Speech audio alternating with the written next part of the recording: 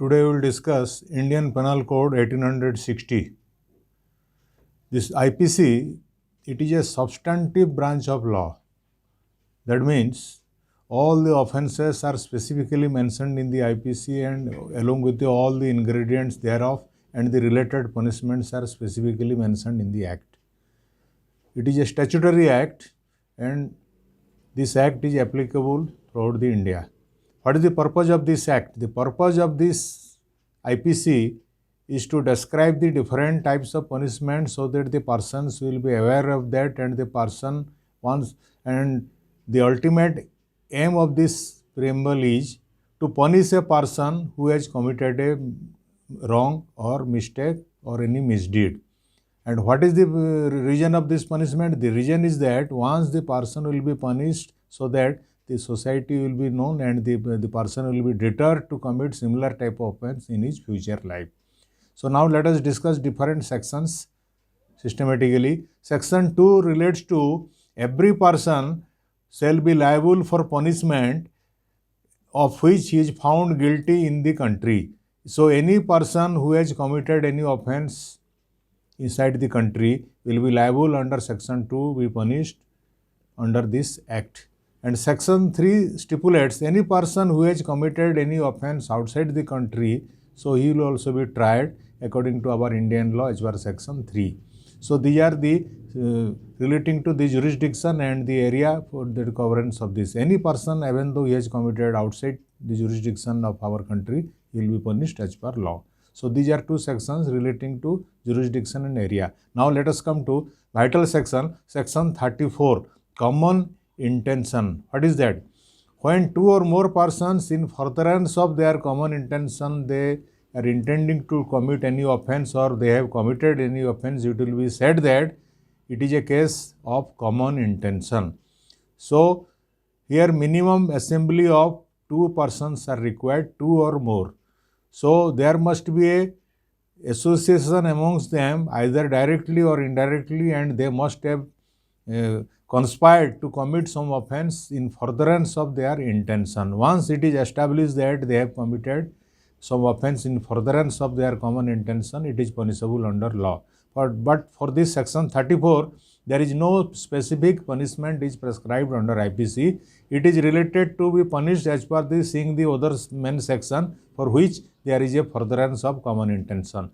Suppose a person has committed theft along with other persons.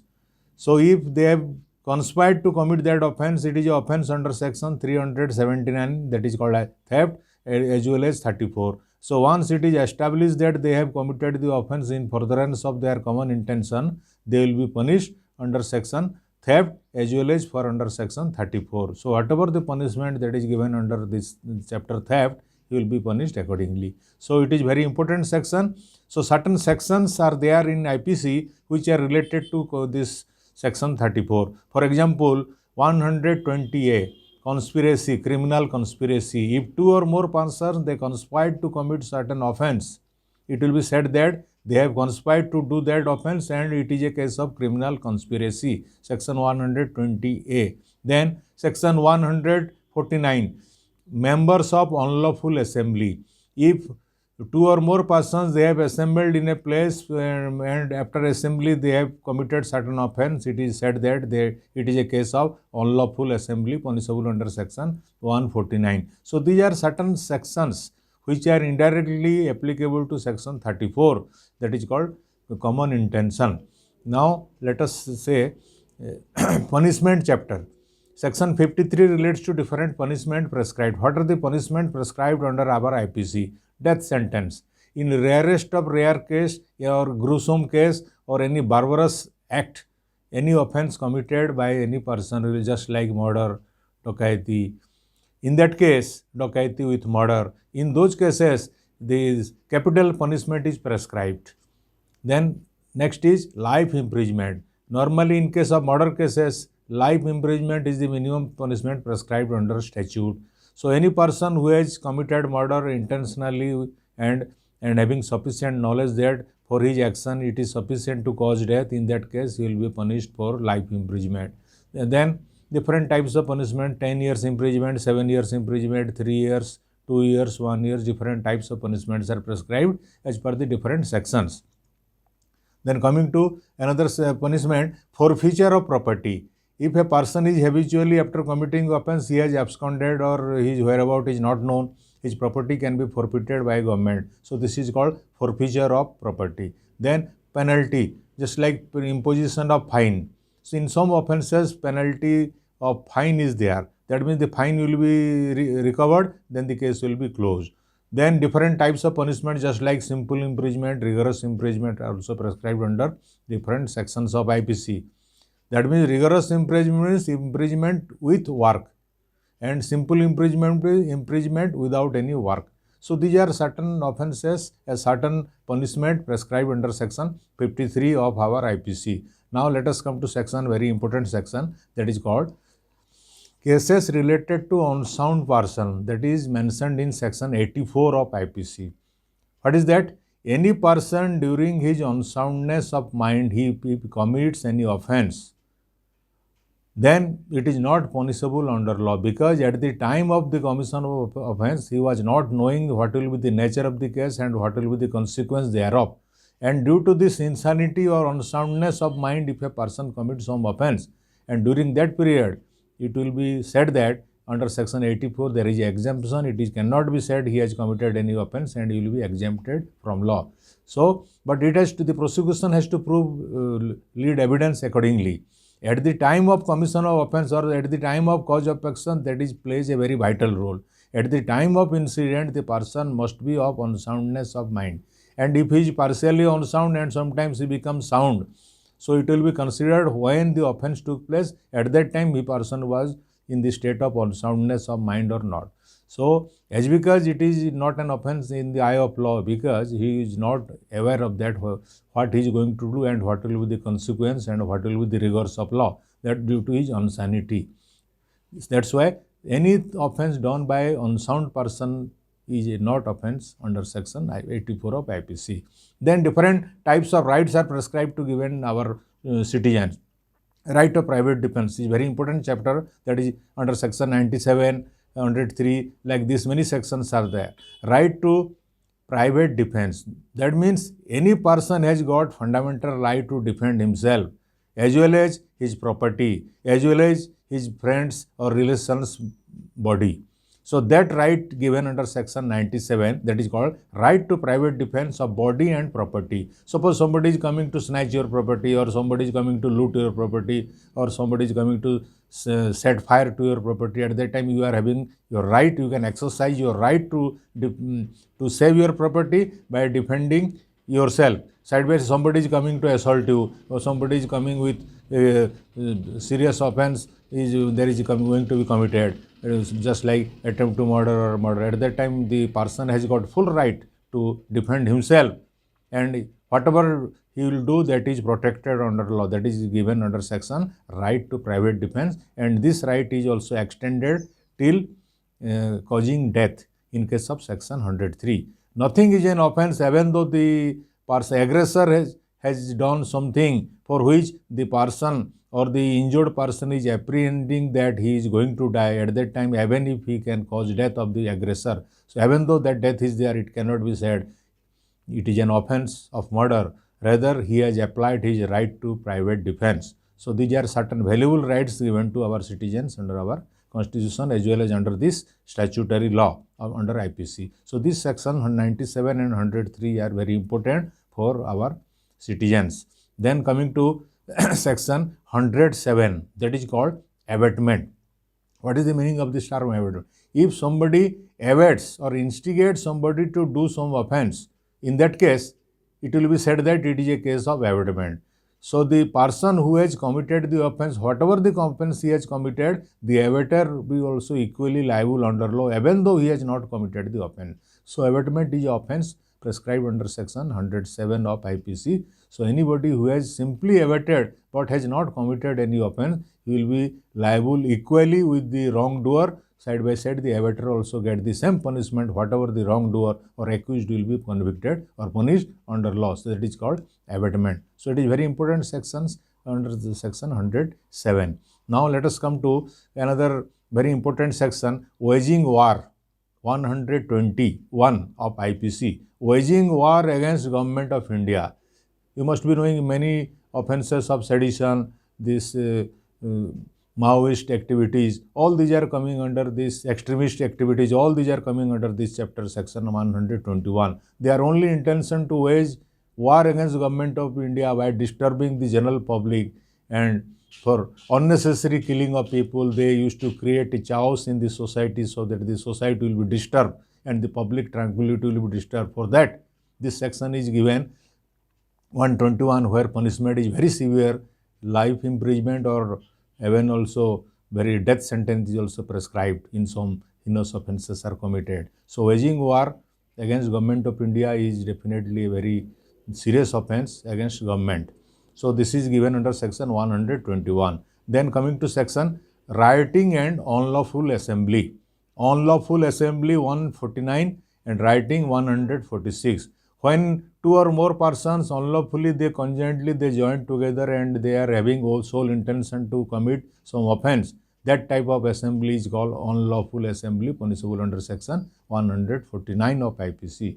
And rioting, when a group of persons unlawfully, they join with certain brigades and certain weapons and they do some offence by disturbing the public property or some other things, it is a case of rioting. So this unlawful assembly and rioting both are interlinked with each other, section 146 and both 149, both are interlinked, and for that punishment is also prescribed under this law. Our this statutory law IPC prescribes the punishment as well as the ingredients of the provision. If these ingredients are established, then only punishment will be said. Our cardinal principle of criminal jurisprudence is that unless the case is established beyond reasonable doubt, a person cannot be punished. So what is the rigors of law? The rigors of law is that all the ingredients, whatever that is prescribed in different sections of Indian Penal Code, that must be statutorily and must be satisfactorily explained, and that must be established and proved so that a person can be punished. If the section ingredients are not established, then definitely the person will be acquitted from the law. Either he will be acquitted or he will be given benefit of doubt. If the case is not established fully or partially it is established, partially not established, then definitely the benefit of doubt will be given in favor of the accused. So these are certain things relating to this waging of war against government of India and rioting and unlawful assembly. Now let us say different types of people used to drive their vehicles in the road. There are certain offences. Of course, these are petty offences. Still then these are certain offences just like 279, 337, 338 of IPC. 279 relates to rash and negligent driving in a public way. Whoever drives any vehicle in a public way rashly, endangering others' life or his own life, it is punishable under section 279. Then 337, causing injury to any person while driving rashly and negligently. That means any person by his driving, so some other person is injured or sustained injury, it is a case coming under section 337. Then under section 338, any person by driving so or negligent driving sustained certain grievous injury. So that is a case coming under section 338. All these are sections relating to causing injury to third party by riding. So what is the rule of this motor vehicle law? Anybody can drive a vehicle on the road provided he must possess the valid driving license and the vehicle must be having insurance. So once a person is having a valid driving license, he is authorized to drive. If any person is having not authorized to drive vehicle without any license, then definitely, and he is committing offence, then definitely it will be punishable under section 279, 337, 338. But the prime chapter of this is rash and negligent driving, that is to be seen. What is called rash? Now let us discuss rash and what is called negligent driving. Rash does not imply that a person is plying his vehicle very speedily. That is not called rash driving. Rash means it is a state of mental awareness. If somebody is having certain mental awareness and his driving is a rash way, it is called rash driving. And negligent means any prudent person, whatever he is likely to take care of and he is not taking care of, then it is a case of negligent driving. So these sections 279, 337, 38 mainly implies to rash and negligent driving of the driver of the vehicles. Now let us come to another section, That is very important section. Coming to murder, section 302, punishable under section 302. What is called murder? Murder is a culpable homicide. Once a homicide is there, with certain intention, a person knowingly intending to commit a murder of a person, it is an offence coming under section 302. And culpable homicide not amounting to murder, punishable under section 304. What is the basic difference? Murder and culpable homicide. Murder is a culpable homicide definitely. All culpable homicides are not murder, but all murders are culpable homicide. So that is the difference. 299 and 302 speaks of this murder. So there is a great difference. In case of murder, you have to see there must be a specific intention of the person to cause death of the person, or he will do certain offense in which he will give such injury and it is likely to cause danger to his life, or he knows very well that by this injury he will die. If he is having intention in his mind, it is a clean case of murder. So murder is clearly distinguished from under IPC from culpable homicide not amounting to murder. In case of culpable homicide, intention must be there, knowledge may be also there.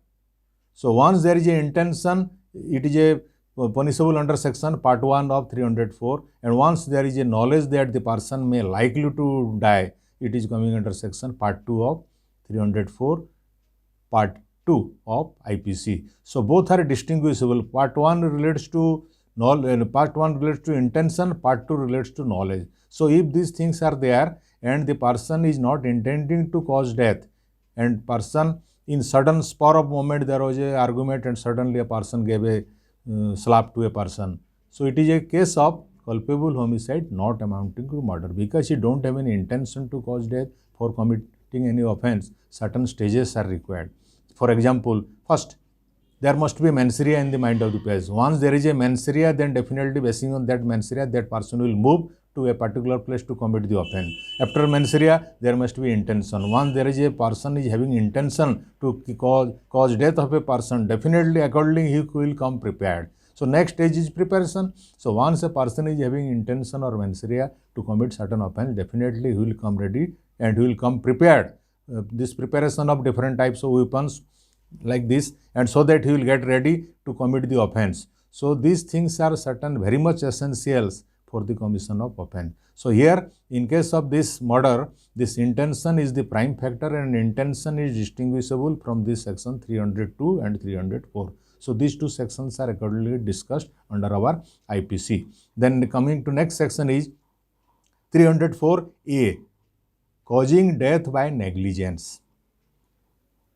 So here one person must have died, that is called death of a person. Then next action, for the negligence action of the accused, the person died. Then what is called negligence? Now let us analyze under this chapter what is called negligence. Negligence means any persons, whatever he should act in a proper manner so that no person should suffer injury for his cause, that is called negligence. Once a person has committed some offense for which another person will suffer, and for that there is a reckless action or there is negligence action, that is called negligence committed by the person who has committed the offense, that is punishable under section 304A of IPC. So here let us say, for example, let us say a patient is brought to a doctor. I am giving a small example to explain this, what is 304A. A patient is brought to a doctor. Suddenly the patient is complaining that he is suffering from fever, but doctor, without testing or without applying anything, suddenly he gave an injection. He thought that it is a case of typhoid. He gave an injection and that injection became fatal and the person died, the patient died. So it is a clean case of negligence on the part of the doctor. So in that case, the doctor will be penalized under section 304A because he has caused death of the patient for his negligent act. So this, of course, this is a valuable offense. The punishment prescribed is very small punishment. 2 years imprisonment is prescribed. Of course, it is valuable. Still then, it is punishable under our law. Then next offense, that is called abetment to suicide. That is punishable under section 306. Any person who abets means instigates to commit suicide of a person, that abetment is punishable under section 306. Here the punishment prescribed is, it is a session tribunal case, of course, punishment prescribed is 10 years imprisonment. It is the law, rigors of law is very strict in this case. The abatement itself, by virtue of that abatement, the person will commit suicide. So there must be a clear nexus between the abatement and the suicide. Once there is a nexus is developed and the nexus is connected regarding the abatement and suicide, it is punishable under law. So this, any person who has committed abatement, he will be punished under section 306 of IPC, for which there must be a suicide. Suicide is required. The person, medically it must be proved that it is a case of suicide. Then only a person can be punished under section 306, otherwise not. If the person died due to some other reason, not due to suicide, it is not a case coming under section 306. So we have to see under these two ingredients, the first is called abatement or instigation, second part is suicide. If both these things are linked, interlinked, and it is a full chain is formed, then it is a clean case of abatement to suicide, punishable under section 306. The next section is 307. It is very common section, attempt to murder. Here punishment is up to 10 years of imprisonment, punishment is prescribed. What is called? Any person who have attempted to kill a person. Here intention of course is there. So that any attempt, that is punishable under law. So here suppose a person is attempting to kill a person but the person survives. So even though there is no injury sustained by the injured or the sustained by the victim, still then it is a case covering under section 307 of IPC because there was an attempt. Here only attempt is punishable under law. Here this attempt itself is proved. If proved by the prosecution, the person will be punished as per law. So attempt is also punishable in our IPC. In our IPC, certain offences are punishable under preparation stage, just like preparation to wage war, preparation to commit dokaiti. All these are punishable under section 121, 399, 402. All many sections are there where preparation stage is punishable. So here it is a case of attempt. Here attempt stage is also punishable under law, just like attempt to wage war against government of India, attempt to commit suicide, attempt to murder. All these are punishable in attempt stage. If the attempt portion is established, then definitely the person will be punished under law. So this is coming under section 307. Now let us come to another section, 309. Attempt to commit suicide.